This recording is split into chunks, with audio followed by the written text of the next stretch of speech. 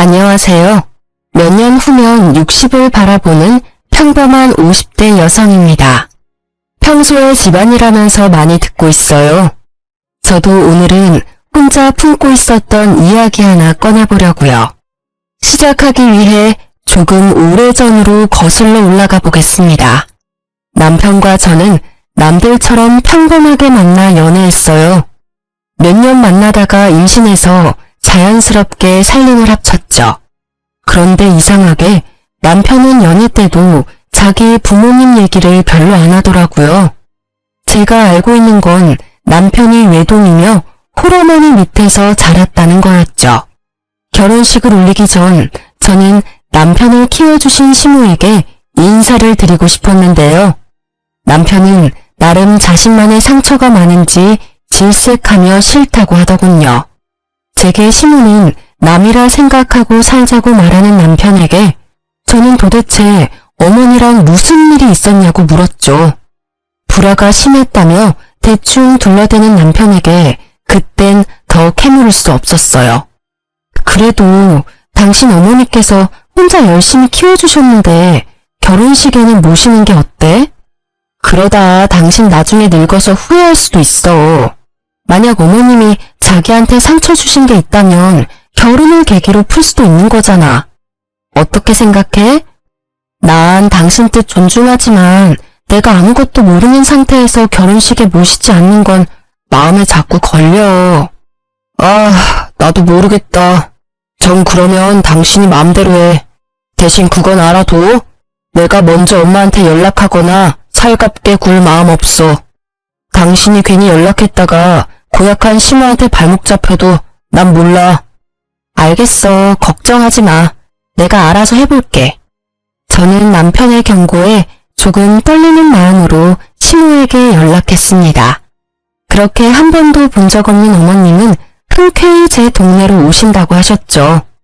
카페에는 남편이 말했던 고약한 시모는 온데간데 없고 인자하신 분이 커피를 마시고 계셨어요.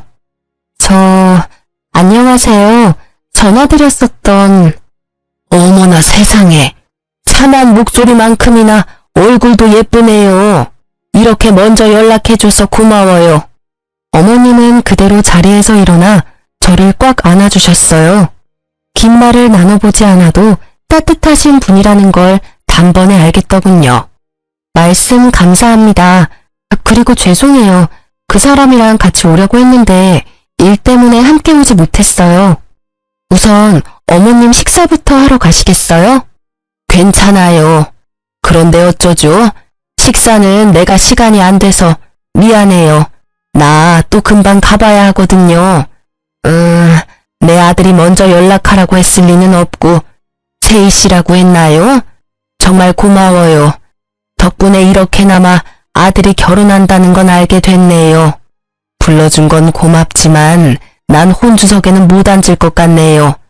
만약 시간이 된다면 세희 씨 웨딩드레스 입은 모습은 보러 갈게요. 어머님은 눈물을 훔치며 초대해줘서 고맙다고 하셨어요. 제 손을 잡으시곤 한참 우시다가 도장과 함께 통장을 불쑥 내미셨죠. 나한테 뭐 받았다고 내 아들한테는 절대 말하지 말아요. 세희 씨가 정말 도움이 필요할 때 그 돈 써요. 네? 아니에요 어머님.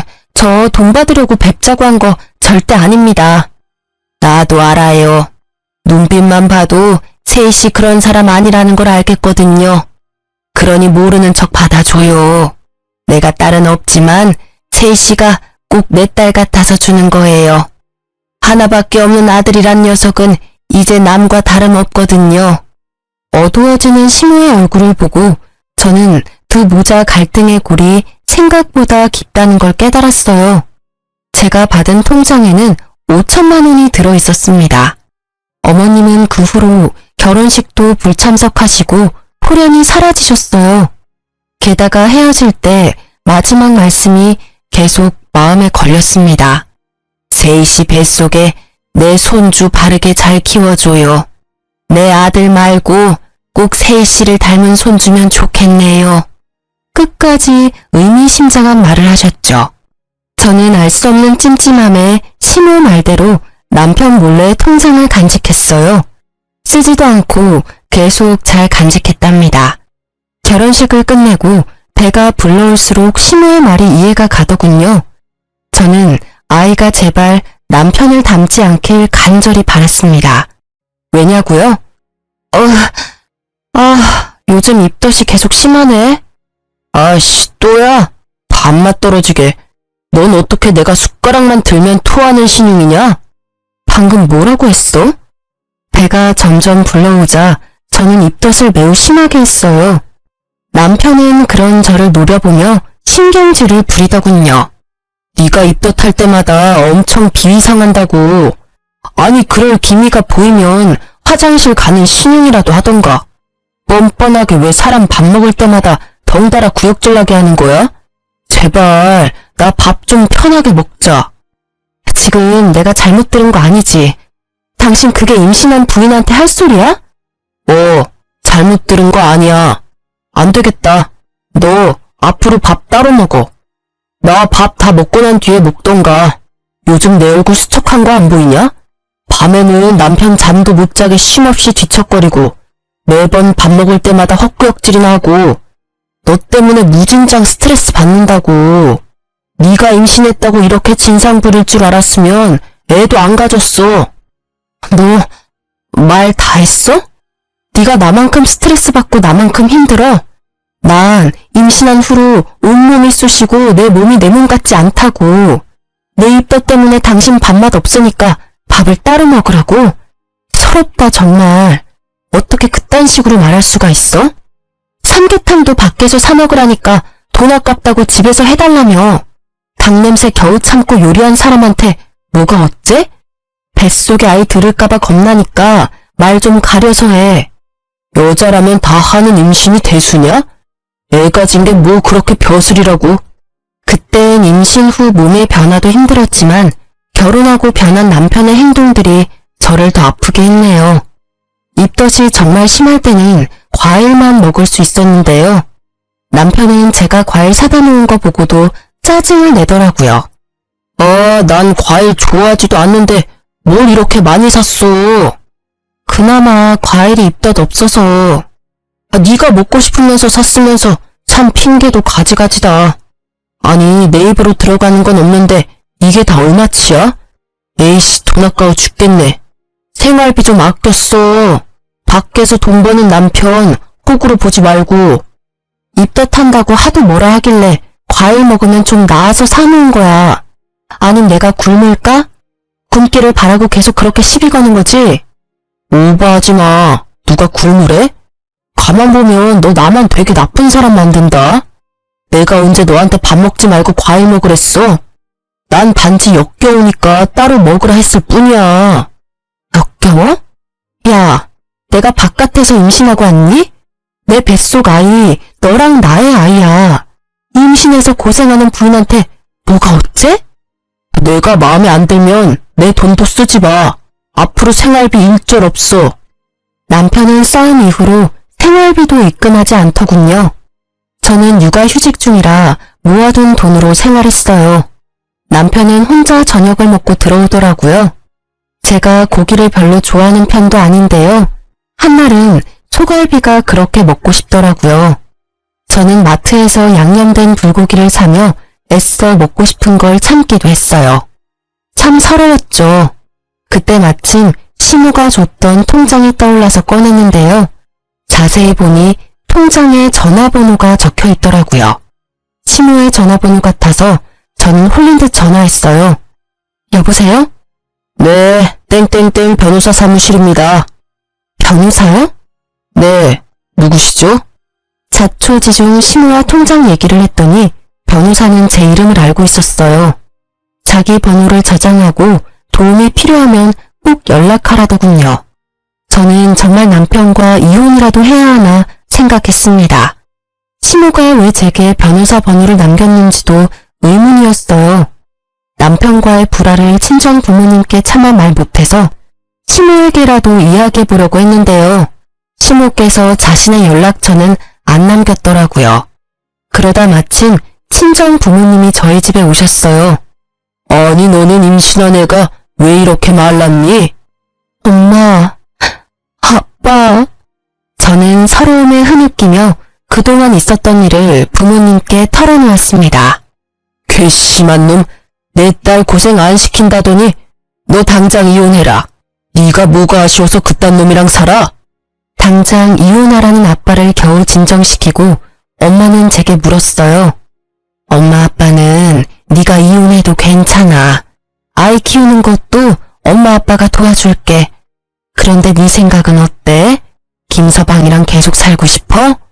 아, 괘씸해서 이혼하고 싶다가도 아이한테서 아빠를 뺏고 싶지는 않아. 엄마는 제 생각이 그렇다면 도와주신다 했어요. 남편에게 참교육을 시켜주신다 하셨죠. 곧바로 부모님은 짐을 챙겨오셔서 제 옆에 붙어 계셨어요. 친정 부모님께서 집에 눌러 앉으셨어도 남편이 뭐라 할 수도 없었던 게 친정 부모님이 신혼집을 해주셨거든요. 그렇게 매일 엄마 아빠는 제가 먹고 싶은 음식 해주시는 것에만 집중하셨어요. 오늘은 뭐가 먹고 싶은지, 요즘 제철 음식은 무엇인지 그런 재미로 사셨죠. 맛있는 음식을 하면 남편 몫은 절대 안 남기고 셋이 먹었습니다. 남편도 자기가 한 짓이 있으니 뭐라 말도 못하고 친정엄마 곁을 맴돌더라고요. 장모님, 오늘은 아구찜 냄새가 나네요? 아구찜 하셨어요? 볼찜 맛집이 있다길래 멀리 가서 사왔어. 우와, 대구 볼찜이요? 제가 엄청 좋아하는 거 어떻게 하시고? 응? 어쩌나? 뱃속의 손주가 얼마나 먹성이 좋은지 자네 몫은 따로 없어. 그래요? 근데 자네 들어오자마자 갈비 냄새가 진동을 하네. 오늘 갈비 먹었어? 네, 저 오늘 회식했거든요. 자넨 세이가 갈비를 얼마나 좋아하는데 포장도 안 해왔나? 그게 한다는 게 부장님이 하도 진상을 부리셔서 깜빡했지 뭐예요? 아직 젊은데 배가 왜 이렇게 나온 거야? 관리를 좀 해야겠다. 어째 임산부인 내 딸보다 배가 나온 것 같다? 그러게 말이에요. 아니 임신은 김서방이 했어? 남들이 보면 욕해. 우리 세이는 임신한 티도 안 나게 말랐는데 말이야. 제가 요즘 야근이 많아서 야식을 좀 먹었더니 배가 좀 나왔네요. 그리고 김서방, 아무리 회사일 바쁘다지만 주말에는 집안일 거들어야지. 애 태어나고 나면 일이 더 많을 텐데 어떻게 그렇게 무심해? 지금부터 미리미리 나한테 살림 배워. 친정엄마께서는 남편이 쉬는 날이면 설거지는 물론이고 빨래, 청소까지 남편을 쉬지 못하게 부려먹었어요. 물론 그러면서도 절대 겸상은 안 했죠. 밥은 김서방이 알아서 해먹어. 다 늙은 우리는 세이 챙기기도 힘들어. 네? 알겠습니다. 엄마 아빠께서는 매일 눈에 쌍심지를 켜고 남편의 행동을 지켜보셨죠. 그리고 주말이면 저를 데리고 나가서 보양식을 먹이셨어요. 부모님의 노력 덕에 저는 진짜 임산부처럼 오동통하게 살이 올랐죠. 제 아들이 참 효자인 게 입덧도 시간이 지나니 싹 사라졌거든요. 그렇게 시간이 흘러 남편의 생일날이 됐어요. 남편은 혼자 술에 취해 들어와서 꼬장을 제대로 부리더군요. 장인어른, 장모님, 정말 너무하십니다. 저도 이제 한가족이라고요. 어떻게 맛있는 거 먹을 때만 항상 저를 배척하세요? 심지어 오늘은 저 생일이란 말이에요. 또 저만 빼고 고깃집 가셨죠? 왜 저 구박하세요? 사위는 안 불쌍해요? 엄마께서는 차가운 물을 떠오셔서 남편 얼굴에 그대로 뿌리며 말하셨어요. 차가워. 어때? 찬물 세례받으니 이제 술이 좀 깨는가? 어디 어른들 앞에서 술 마시고 꼬장을 부려? 아니 자네가 내 딸에게 한 짓이 있는데 어떻게 우리가 곱게 보겠나? 네? 이미 다 들었네. 세희한테 생활비도 안 주고 먹는 거 가지고 구박하고 먹는 걸로 서럽게 하는 게 어떤 건지 이제야 좀 알겠나? 세상에 부인이 입덧하는데 먹고 싶은 음식 구해주지는 못할 망정 밥을 따로 먹으라니 역겹다니 그딴 말을 해대? 게다가 생활비도 안 줘? 참나, 더 말할 필요도 없네. 이혼 도장 찍을 준비하게나. 우리가 사준 이 집에서도 당장 짐 챙겨서 나가고. 장인어른, 장모님, 제가 잘못했습니다. 제가 죽을 죄를 지었어요. 회사 일이 너무 힘들고 스트레스 받아서 잠시 정신 나갔었습니다. 아시잖아요. 제게 가족이라고는 세희랑 장인어른, 장모님 뿐입니다. 제가 갈 데가 어디 있어요. 앞으로 잘할 테니 저 한 번만 봐주세요. 여보, 내가 정말 미안해. 내가 정말 돌았었나 봐. 제발 용서해주라. 응? 남편은 울면서 친정 부모님과 저에게 빌었어요. 무릎 꿇고 싹싹 비는데 저도 눈물이 터지더군요. 왜 내게 그렇게 못나게 굴었을까 생각하다가도 짠하기도 하더군요. 친정 부모님께서는 이번이 처음이자 마지막 기회라고 말씀하셨어요. 한 번만 더 딸 눈에 눈물 나는 일이 생기면 얄짤없다고요. 그러자 남편은 행동이 180도 바뀌더군요. 제가 입덧하면 쪼르르 달려와서 괜찮냐고 하고요. 자기 입으로 들어가는 것보다 제 입으로 들어가는 걸 우선시하더군요. 그동안 주지 않았던 생활비도 한꺼번에 입금받았고 그 뒤로는 매달 생활비 꼬박꼬박 잘 입금하더라고요. 이혼 위기는 그때 딱 한 번이었습니다. 사람들은 바보같이 왜 봐주냐고 할지 몰라도요. 이후로 뭐 큰일 없이 남편과 불화 없이 꽤 잘 살아왔다고 자부해요. 그런데 남편은 또 나이가 들자 더 큰 상처를 제게 돌려주더군요. 애초에 사람은 쉽게 안 바뀌고 악한 게 남편이 숨길 수 없는 본성이었을까요? 저는 40대에 갑상선암 수술을 했어요. 초기에 운 좋게 발견해서 그나마 다행이었죠. 그날은 처음으로 정기검진을 하러 가는 날이었는데요. 시간이 지나도 그날이 잊혀지지 않네요. 당신 내일 검진 혼자 가. 같이 가주는 거 아니었어? 그럼 연차는 왜 쓴 거야? 내가 나이 들어서 병든 마누라 뒷바라지까지 해야 해? 착각하지 마. 약속 있어서 연차 쓴 거니까. 뭐? 병들었다니 어떻게 그딴 식으로 말해? 그래도 첫 정기검진인데 연차까지 썼다니까 난 당연히 같이 가주는 줄 알았지. 친정 부모님이 일찍 돌아가시고 제 보호자는 이제 남편이었거든요. 남편이 제게 남처럼 구니까 참 속상했어요. 그러고는 정말 저와 남이 되려고 하더군요. 이혼해. 뭐? 조금 다퉜다고 이혼 이야기를 꺼내는 남편을 보고 저는 허탈한 얼굴로 되물었죠. 아니, 이혼이라니. 갑자기 무슨 뚱딴지 같은 소리야? 이제 재영이도 다 컸고 나 너네 뒷바라지 할 만큼 다 했잖아. 남은 인생은 좀 편하게 쉬고 싶어. 나도 온전한 내 인생 살고 싶다. 황혼 이혼 다들 하잖아. 이혼하자. 여보, 왜 그래? 우리가 그렇게 나이 많이 먹은 것도 아니고 이제야 40 중반 바라보잖아. 근데 황혼 이혼이라니. 더군다나 재영이 아직 대학교 졸업도 안 했고 결혼도 안 했어. 당신 이혼 소리 나올 만큼 내가 힘들게 했던 거야? 아님 정말 내가 아팠던 것 때문에 나 버리려는 거야? 그것도 아니라면 혹시 나 몰래 바람이라도 났니? 바람 같은 소리 하네. 근데 솔직히 바람 피고 싶었어. 당신 매력 없어진 지 오래거든. 나도 남자야. 퇴근하고 집에 오면 웬 낯선 아줌마가 나를 반기는데 좋겠어? 너 아직 40대면서 자기 관리를 그렇게 못하면 어떡해? 5년 뒤 10년 뒤에는 너 어떤 모습이겠니? 정말 기대도 안 된다. 게다가 살도 적당히 쪄야 볼륨감 있는데 당신은 아픈 후로 계속 볼품없이 말라가잖아.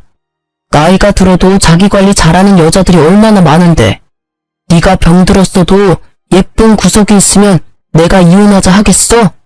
지금 말 다 했어? 난 재영이 키우면서 당신 뒷바라지 누구보다 열심히 했어. 전망했던 회사까지 관두면서 가족들 케어했다고.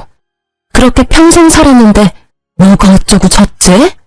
됐고, 나 이번 달부터 생활비랑 학비 안 보낼 거니까 빨리 일 구해. 여보, 재영이 아직 의사 면허도 안 땄어. 나보고 뭐 어떡하라고. 아니면 네가 재영이 두고 당장 이 집에서 나가. 그럼 대학 졸업까지는 내가 시켜줄 테니까.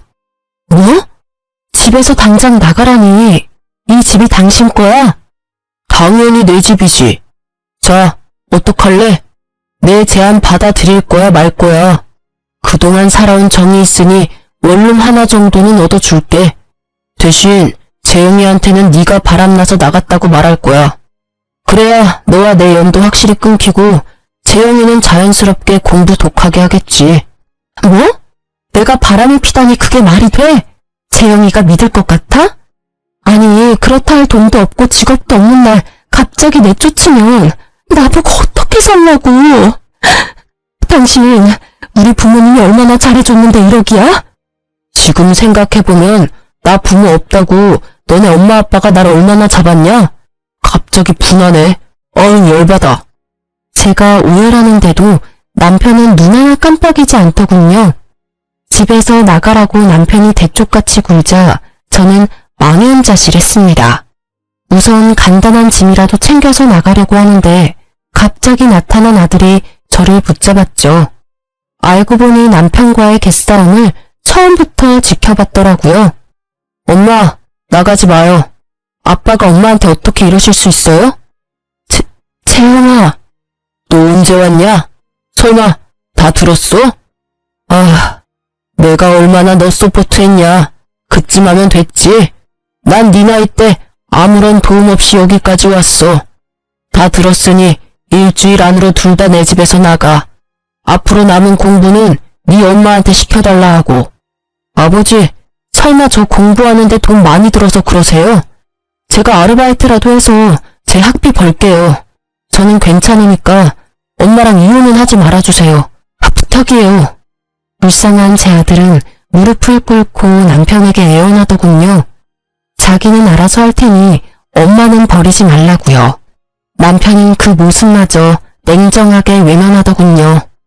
야, 너도 참 이기적이다.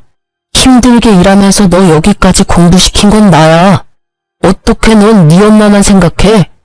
나중에 너도 내 나이 되면 알 거다. 보잘것없는 마누라 먹여 살리느라 세월 다 보내서 내가 얼마나 지금 허무한지. 어떻게 엄마한테 그런 식으로 말씀하세요? 엄마는 뭐 아무것도 안 하시고 집에서 노셨어요? 아니잖아요. 남편에게 달려드는 아들을 말리며 저는 말했습니다. 그만. 아들, 괜찮아. 엄마는. 당신도 그만 말해요. 이혼해 줄 테니까 더 이상 재영이 상처 주지 말라고요. 저는 억울함보다 아들이 받는 상처가 더 걱정됐죠. 남편은 한사코 바람이 아니라더니 몰래 전화를 뒤져보니 젊은 여자랑 바람이 났더군요. 거울 앞에 늙은 제 모습이 어찌나 초라해 보이던지요. 좀 꾸미면서 살 걸 그랬나 후회도 했습니다. 하지만 아들은 자책하는 제게 단호히 말하더군요. 엄마, 나 사실 전부터 아빠 바람난 거 알고 있었어요.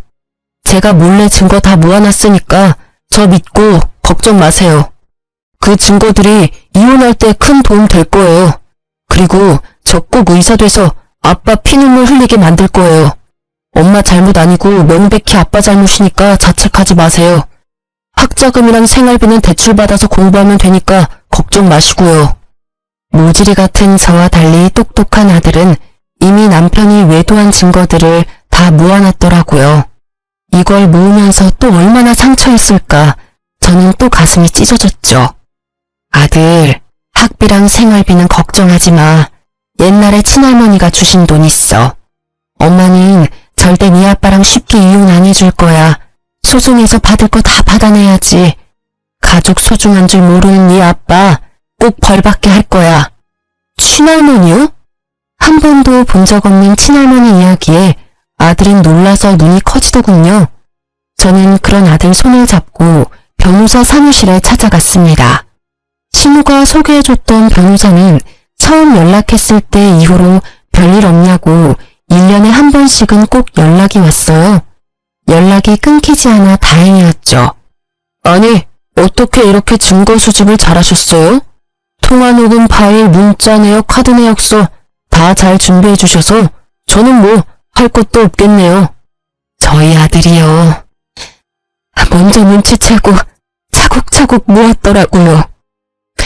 저 변호사님, 잘 좀 부탁드립니다. 네, 저만 믿으세요. 아드님이 훤칠하고 바르게 참 잘 크셨네요. 할머니께서 걱정 많이 하셨는데 좋아하시겠어요. 저 할머니랑은 연락할 수 없나요? 왜 저희랑 연락 끊고 사셨대요? 사실은 지난해에 돌아가셨어요. 어머님 앞으로 건물도 하나 남겨놓으셨고요. 네? 제 앞으로요? 어머님은 이미 돌아가셨더라고요. 참 외로우셨을 텐데 연락 한 번 없이 혼자 가셨어요. 더 놀랐던 건 변호사에게 들어보니 시부께서도 결혼 당시에는 살아있었던 거예요. 남편 말고 제 이름으로 시부모님께서 건물을 남긴 이유가 궁금했어요. 변호사는 제게 편지를 내밀더군요. 아들과 함께 편지를 읽으며 경악했습니다.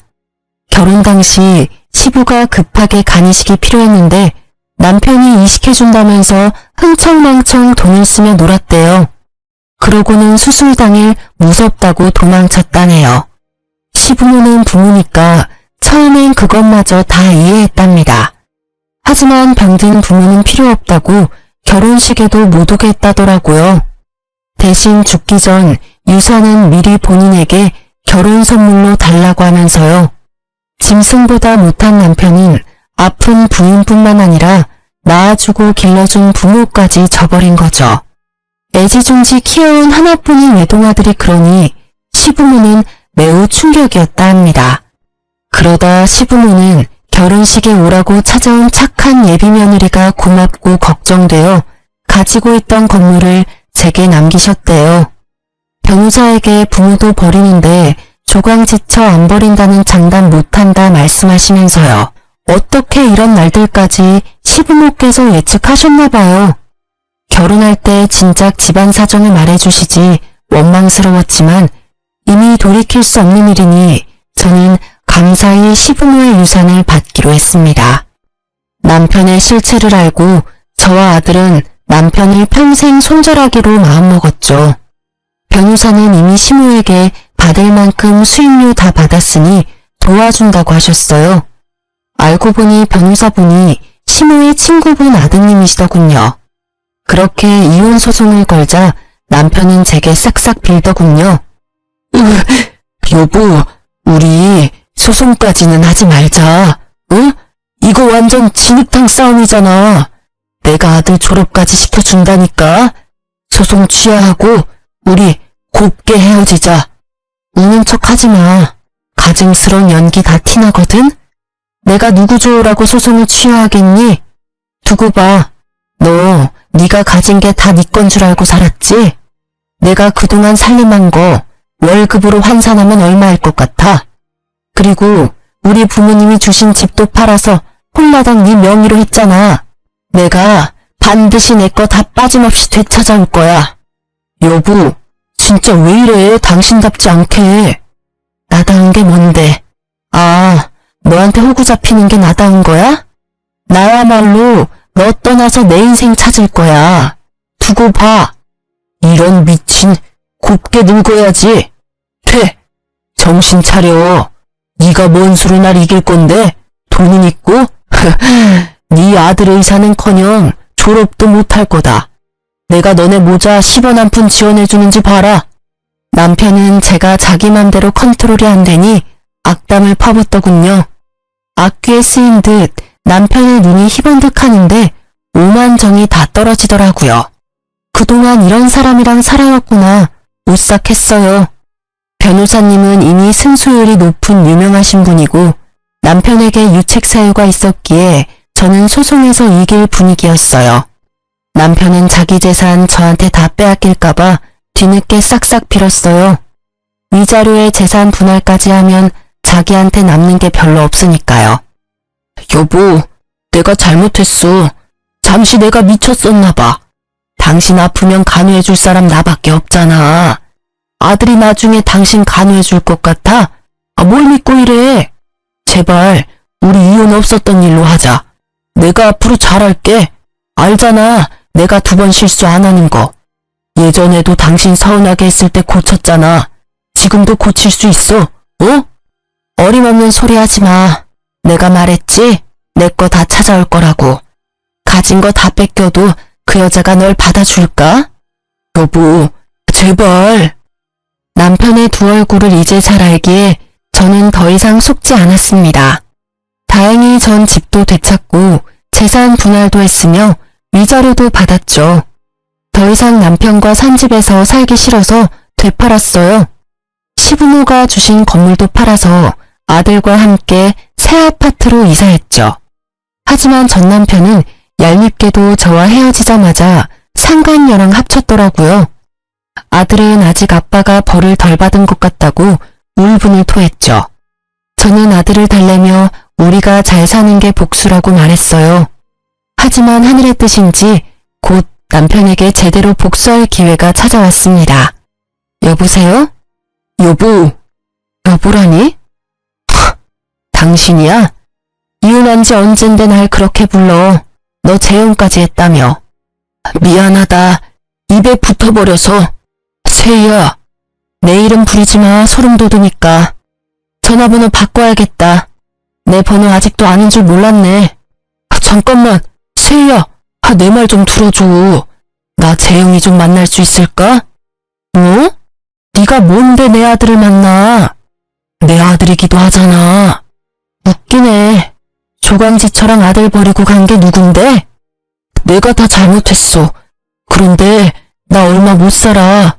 재영이 내 하나뿐인 아들 얼굴은 보고 가야지 않겠어? 뭐? 또 무슨 개수작이야. 죽는다고? 들어본 적 없는 전 남편의 떨리는 목소리에 저는 뭔가 직감했어요. 나 가남이야.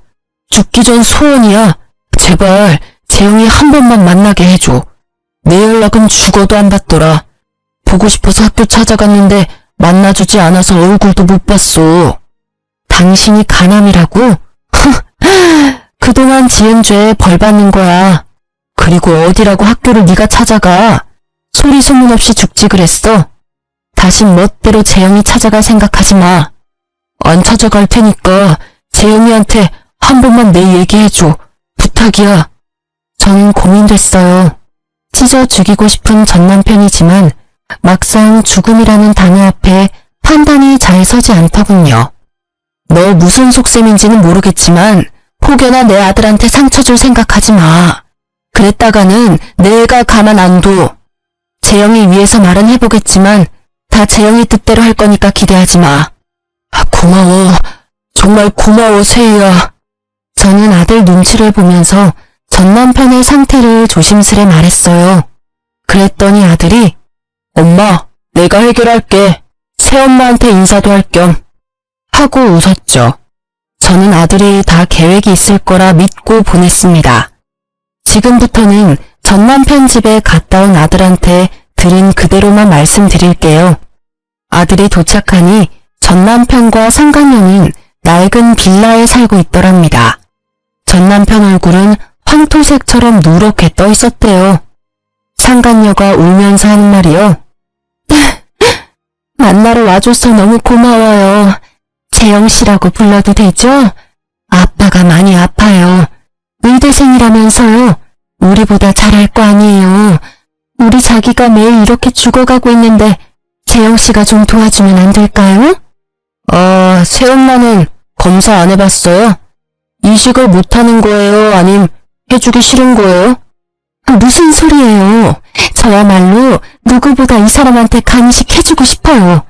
다행히 저도 일치하는데 기왕이면 아들한테 받고 싶다잖아요. 본인이 원하는데 저보다는 아들이 해주는 게 낫죠. 게다가 저보다 건강하시고 또 같은 핏줄이잖아요. 정말 이대로 아버지 외면할 거예요? 나랑 엄마 버리고 가더니 벌 제대로 받으셨네요. 이제 와서 젊은 내 간이 탐나요, 아버지?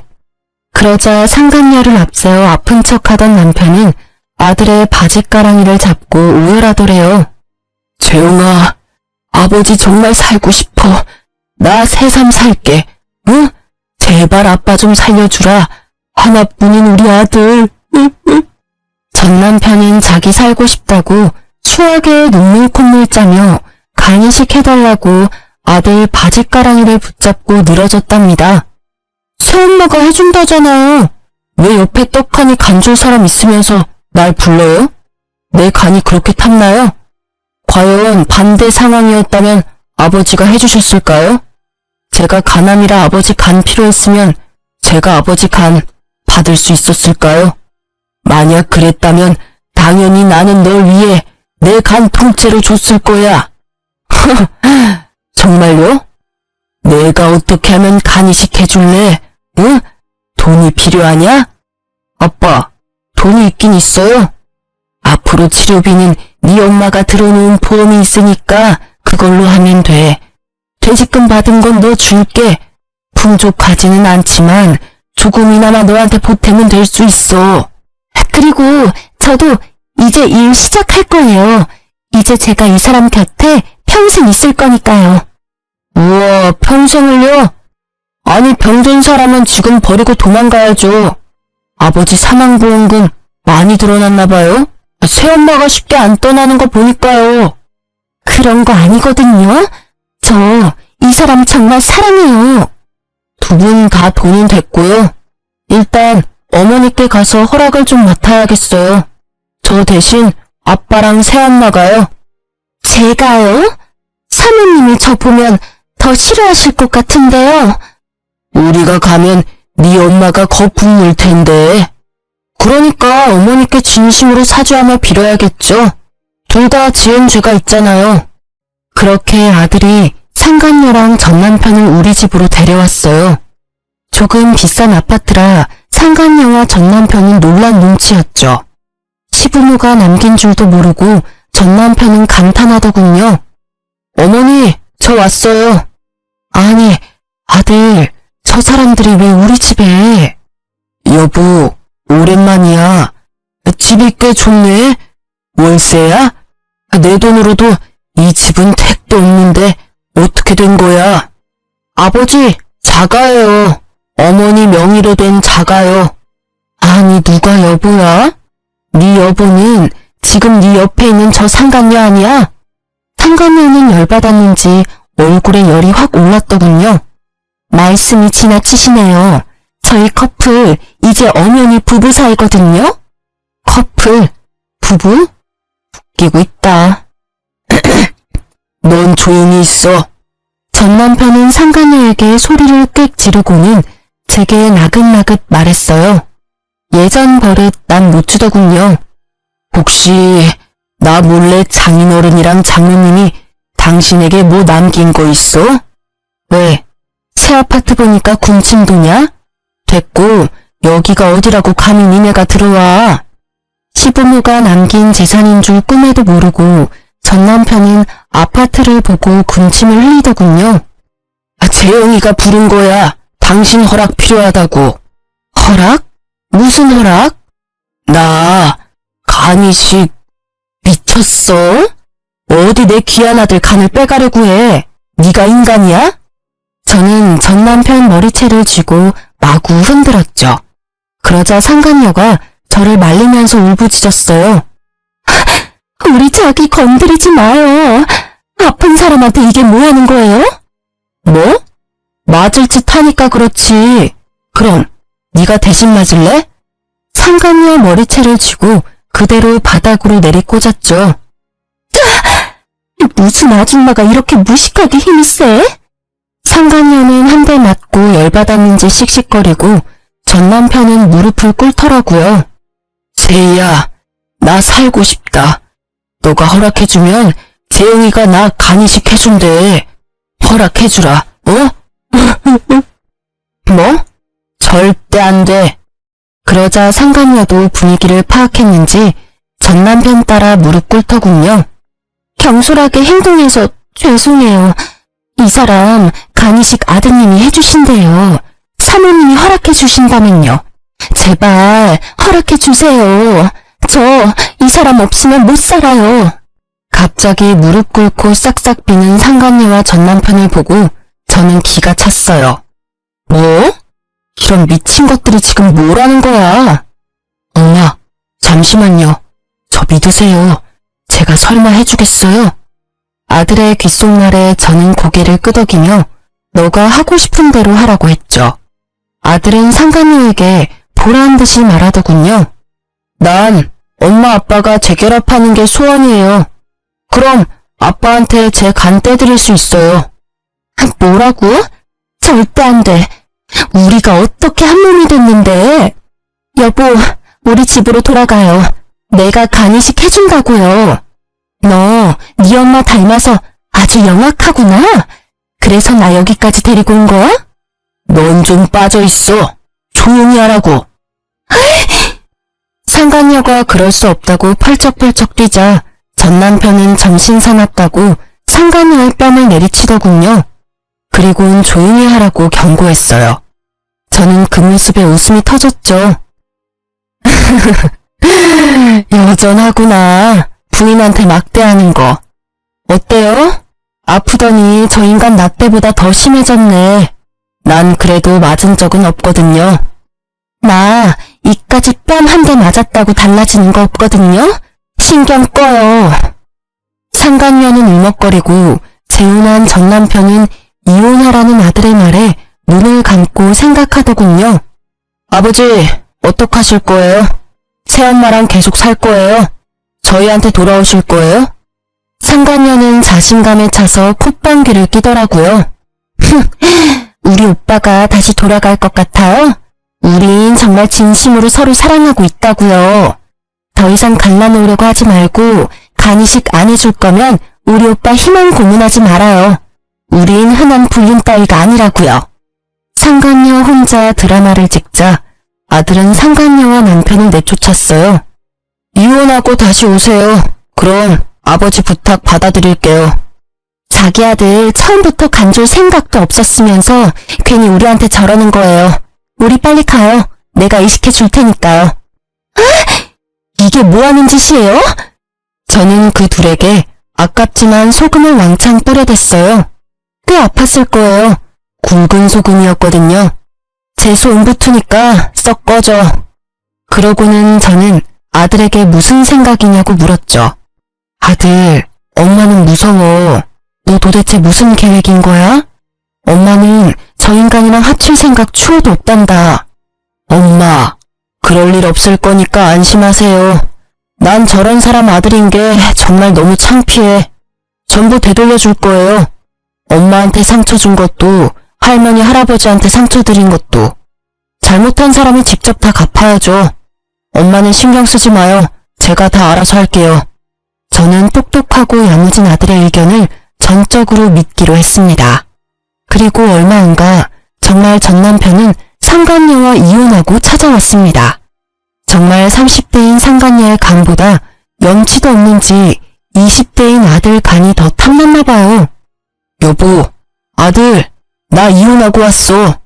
글쎄 그 못된 게 이혼이라고 떨어지자마자 집안에 내 물건 하나도 못 가져가게 해서 빈털터리로 나왔지 뭐야. 전 남편은 전보다 더 심해진 몰골이었어요. 무슨 자신감으로 빈몸으로 찾아온 건지 저는 속으로 놀랐죠. 그리고 뒤이어 상간녀까지 쫓아왔더라고요. 내 남편 내놔 이 쓰레기들아. 아니 오빠, 설마 했는데 진짜 여기로 온 거야? 나 버리고 여기서 잘 살 수 있을 것 같아? 저 사람들이 오빠 대접이나 해줄 것 같냐고. 마지막 기회야. 지금이라도 나한테 돌아와, 응? 오빠 나 진심으로 사랑하잖아. 쓰레기는 너지. 어디서 남의 집에 쳐들어와서 행패야? 그리고 애초에 내 남편이었잖아. 내 남편이 제자리에 되돌아온 걸 네가 뭔 자격으로 말을 못해? 제 옷을 붙잡고 늘어지는 상간녀를 보던 아들은 아버지, 보고만 계실 거예요? 전 남편은 저와 아들의 눈치를 보다가 현관까지 쫓아들어온 상간녀에게 침을 뱉더군요. 돼! 너 때문에 내가 되는 일이 하나도 없어. 너만 안 만났으면 여우 같은 것 남의 가정 파탄 내놓고 여기가 어디라고 와? 오빠! 신고하기 전에 당장 꺼져! 오빠, 정말 왜 그래? 상간녀는 아랑곳하지 않고 전 남편의 바지가랑이를 잡고 늘어졌어요. 그러자 전 남편이 현관에 꽂혀있던 화병의 장미꽃을 빼들고 상간녀의 얼굴을 사정없이 후려쳤죠. 꺼져! 꺼지라고 제발!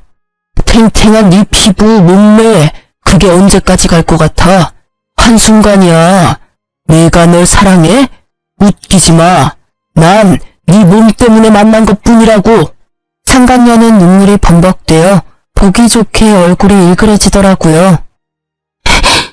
당신 아들이 정말 이대로 순순히 간식해줄 것 같아? 난 진심으로 사랑해서 진짜 당신한테 간식해줄 수 있었다고. 날 버린 이 순간 평생 후회할 거야.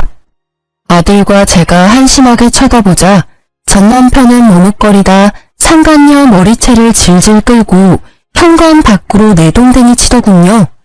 그러고 전 남편은 후련한 얼굴로 다시 집 안으로 들어왔어요. 그 모습을 보는데 통쾌하면서도 전 남편이 악마 같았어요. 어쩌면 이혼을 하지 않았다면 언젠가는 나도 저 손에 맞았을까 싶기도 했고요. 정말 지기지? 내가 어쩌다 저런 거랑 엮어서는 여기가 어디라고 찾아온 건지 원. 당신이야말로 여기가 어디라고 기어들어와? 뭐? 여보 왜 그래? 나 깔끔히 이혼하고 온 거야. 엄마랑 나 재혼은 언제 하면 되겠냐 재영아. 아무래도 수술하기 전에 하는 게 좋겠지? 아버지, 아니 이제 아저씨라고 해야 되는 걸 자꾸 깜빡하네. 아저씨, 이제 아저씨도 그만 돌아가 주세요. 뭐라고 재영아? 아저씨라니. 신고하기 전에 우리 집에서 나가라고요. 너가 오라고 했잖아. 내가 갈 곳이 어딨어? 전 남편이 소리 지르자 아들은 전 남편에게 고시텔 방키를 던졌어요. 거기 적힌 고시텔로 가면 돼요. 아저씨가 지낼 곳은 거기가 딱 적당하잖아요? 저 혼자 면허시험 준비할 때 공부하던 고시원인데 아저씨도 거기서 인생을 좀 되돌아보세요. 지은 죄가 많잖아요. 말이 다르잖아. 이혼하고 왔잖아. 아니 내가 몸이 안 좋은데 어떻게 고시원에서 지내? 역정을 내는 전 남편에게 아들은 희미하게 웃으며 말했죠. 간이식은 이제 필요 없으신가 봐요? 거기 가 계시라고요. 전 남편은 눈에 핏발이 섰는데 아무 말도 못하고 고시원으로 떠났어요. 아들은 고시원도 한 달치 월세만 냈어요. 월세 문제로 전화 온 전 남편에게 아들은 직접 일해서 내라고 말했죠. 막노동하세요. 하루 하면 10만 원은 거뜬하잖아요. 그리고 저 바쁘니까 전화하지 말아줄래요? 내가 몸이 이렇게 안 좋은데 어떻게 일을 하니? 진짜 짜증나게 하네. 정 그러면 아저씨보다 힘들게 사는 사람들한테 봉사라도 하세요. 봉사활동하면 당분간 월세는 내줄 테니까요. 이후로는 아들한테 들었는데 전 남편은 매일같이 요양병원에 봉사활동을 갔더라고요. 아픈 걸 숨기느라 비비크림까지 발라가면서요. 그리고 점점 불안한지 제게도 애원하더군요. 재용이 말이야, 나 간이식은 언제쯤 해주려나? 글쎄, 당신하기 나름이지. 요새 재영이 바빠. 그렇게 저와 아들이 간이식에 대해서 확답을 주지 않자 전 남편은 얼마 안가 집으로 찾아왔어요. 지금 날 놀리는 거야? 아니 도대체 언제 간이식 해준다는 거야? 와, 제가 아저씨 놀리는 거 진짜 이제 알았어요? 뭐? 너 이 새끼. 이혼도 한 번 해본 놈이 잘한다고 아주 두 번째 이혼은 뭐 고민도 없이 해버리셨네요? 어떡해요. 이제 혼인관계도 아니라서 그 상간녀가 아저씨한테 간이식도 못 해주는데. 이 악마 같은 자식아! 어디 내 귀한 아들한테 악마래. 악마는 너지 이 자식아. 똑똑한 제 아들의 계획에 전 남편은 개거품 물더라고요. 어떻게 자식이 부모한테 이래. 아무리 이혼을 했어도 말이야. 당신은 재영이가 저러는데 그냥 있었어? 내 얼굴 안 보여? 나 당장 내일 죽어도 안 이상한 상황이야.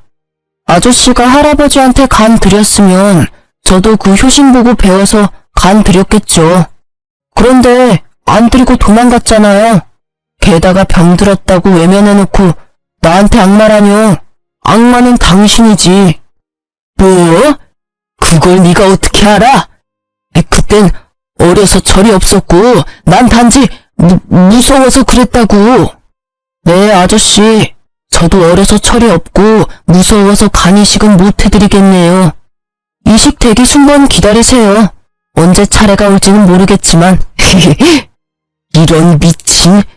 화가 난 전 남편이 집에 있는 물건을 부수려고 들자 아들은 딱 한마디 했어요. 아저씨, 돈 있어요? 여기 물건들 다 비싼 거예요. 물어날 돈 있냐고요. 너는 내 아들이야. 네 물건은 다 내 거야. 아들의 말에 전 남편이 발악하길래 저는 비웃으며 거들었어요. 당신 아들 거 아니야 그거. 전부 다 내 거야. 그러니까 함부로 손대지 마. 당신이랑 나 남남이잖아. 그거 알아? 이 아파트 어머님이랑 아버님이 나한테 남겨주신 거. 뭐? 장인어른이랑 장모님이? 아니요. 제 친할아버지 친할머니가요. 당신이 버린 당신 부모님이 이렇게 될 줄 아셨는지 내게 재산 남기셨더라고. 에이, 내놔.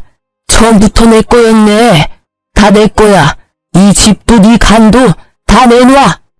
전 남편은 정신을 잃고 날뛰고요. 미리 신고한 덕에 경찰들이 왔어요. 전 남편은 계속 짐승처럼 울부짖더라고요. 저는 아랑곳하지 않고 경찰들에게 침착하게 말했어요. 전 남편인데 갑자기 찾아와서 행패를 부리네요. 아프더니 정신까지 어떻게 됐나 봐요. 여기 있는 물건들 다 내 물건이고 이제 이혼한 남남이니 꼭 법적으로 책임 물어주세요. 아들 역시 전 남편에게 한마디 했죠. 아저씨, 장례식 때 봬요. 거기서는 마지막으로 아들 노릇 해줄 테니까요. 나중에 변호사가 시부모님이 남겨주신 재산은 오로지 제 몫이라고 하자 전 남편은 망연자실하더군요. 여보, 제발 나 불쌍하지도 않아? 한 번만 봐줘라. 내 아들이 저렇게 무서운 애였어. 나 너무 소름 돋아. 소름 돋는 건 당신이야. 그리고 당신 닮지 않아서 내 아들은 너무 바르고 착해. 너무 착하고 바르니까 참지 못하고 악한 당신 벌 주는 거잖아. 그렇게 전 남편과의 인연은 정말 거기서 끝이 났습니다. 더 이상 저희 집에 찾아오지도 않더군요. 자기 몸뚱아리 하나 치료할 돈만 들고 있는 전 남편은 제가 들었던 전 남편의 보험을 물어보더군요. 저는 당연히 이혼할 때 제가 들어놓은 거 다 해약했죠. 그것도 모르고 전 남편은 보험금을 어느 정도 탈 줄 알았었나 봐요. 만약 이혼 안 했더라면 보험도 해약할 일 없었을 텐데 말이죠. 참 끝까지 어리석은 인간이라 생각했죠. 전 남편은 형편이 넉넉하지 않은데도 불구하고 살고자 하는 의지는 커 보였습니다. 퇴직금으로 집을 구하지는 않고 여전히 고시원에서 산다고 들었어요. 그 월세도 아까운지 무료급식 먹으며 떠돌이 생활 중이라고 아들을 통해 들었어요. 아들은 계속 자기 아빠가 벌을 제대로 받는지 감시하고 있었죠. 상간녀는 시간이 좀 흐르고 다시 제게 찾아왔더군요. 자신은 정말 사랑에 빠진 줄 알았다나 뭐라나요. 그건 사랑도 아니었고 추접한 불륜인 걸 이제 알았다고 뉘우치더라고요. 그 이후로 계속 눈이 돌아서는 저보고 재혼하자고 집착하더라고요. 그래서 스토커로 경찰에 신고했어요. 그래서 나보고 어쩌라고요. 난 당신이랑 이런 대화 나누는 것도 불편하고요. 2번 다시는 우리 집 찾아오지 마세요. 저 잘못했습니다. 정말 죽을 죄를 지었어요. 많이 후회하고 있어요. 진심으로 용서 구하러 온 거예요. 지금 고해성사라도 하는 거예요? 벼랑간 상간녀가 울면서 무릎 꿇고 빌더라고요. 아드님께서 제가 가는 곳 어떻게든 찾아내서 자기 아빠랑 불륜을 저질렀다고 자꾸 소문내요. 제발 그만해 주시면 안 될까요? 저 정말 착하게 살게요. 저도 아직 젊어요. 이제 다 잊고 새삼 살고 싶은데 그쪽 아드님이 너무 무서워요. 저는 상간녀와 전 남편에게 하는 복수가 아직도 진행 중이라는 것에 조금 놀랐어요. 하지만 티를 내지 않고 상간녀에게 따끔하게 말했어요. 남의 눈에 눈물 흘리게 한 대가 아니겠어요? 그 정도로 엄살 떨지 마세요. 그만두더라도 내 아들이 내킬 때 그만두겠죠. 다신 찾아오지 마요. 한 번 더 찾아오면 나까지 합세해서 괴롭혀 줄 테니까. 상간녀는 말없이 봉투를 내밀었어요. 백화점 상품권 10만원권이 20장 들어있더군요. 약소하지만 받아주세요. 아니 이딴 걸 내가 받겠어요? 상품권을 꺼내 상간녀 얼굴에 뿌리자 상간녀는 고개를 못 들더군요. 떨어진 상품권들을 주워서 다시 봉투에 넣고 그 자리에 두고 뛰쳐나가더라고요. 저는 아들에게 상간녀가 찾아왔었다고 말했어요. 뭐? 엄마 미안해. 내가 해결할게요. 아들, 이제 그쯤 하면 됐어. 이제 아빠 관련 일은 손 뗐으면 좋겠다. 미워하고 벌 주는 건 이제 그만하자. 이제 하늘에게 맡기자. 응? 넌 이제 사람들 살리는 일에 힘써야 해. 엄마는 네가 이런 가치 없는 일에 네 시간, 에너지 그만 쏟았으면 좋겠어. 엄마는 지금도 충분해. 너무 통쾌해. 그러자 아들 울면서 말했죠. 엄마, 정말 괜찮아요? 난 아직도 아빠, 아니 그 인간 죽이고 싶을 만큼 미워요. 엄마는 괜찮으니까 이제 그 마음 지우고 우리 삶 살자. 응? 그날 아들과 저는 부둥켜 안고 많이 울었습니다. 시간이 흘러 지금은 제 아들 어엿한 의사예요. 아직 인턴이지만 전 남편과 달리 정 많고 효심 깊고 봉사정신 투철한 의사죠. 이제 아들도 졸업하고 인턴 생활하고 저도 일주일에 한 번은 봉사활동하며 지내고 있습니다. 그 외의 나머지 시간은 온전히 저를 위해 보내고 있어요. 아들한테는 괜찮다고 했지만 불쑥불쑥 남편에 대한 미움과 원망이 올라올 때가 있거든요. 간이라는 게 정말 무섭죠. 밥 한 끼 대접한 적 없던 시부모님께서 아들과 저를 살렸어요. 그 은혜에 보답하기 위해 잘 살려고 노력하고 있습니다. 전 남편은 부모에게 지은 죄로 천벌을 받는 거라 생각합니다. 오늘 내일 하고 있거든요. 간 이식자가 나타나면 새로운 삶을 사는 기회인 것이고 안 나타난다면 그게 하늘의 뜻이라 생각합니다. 여러분, 착하게 살아야 복이 와요. 누구든 남에게 상처 주는 삶을 살지 말아야 합니다. 앞으로 저도 남은 삶 은혜 베풀며 살게요. 긴 사연 들어주셔서 감사하고요. 모두 행복하세요.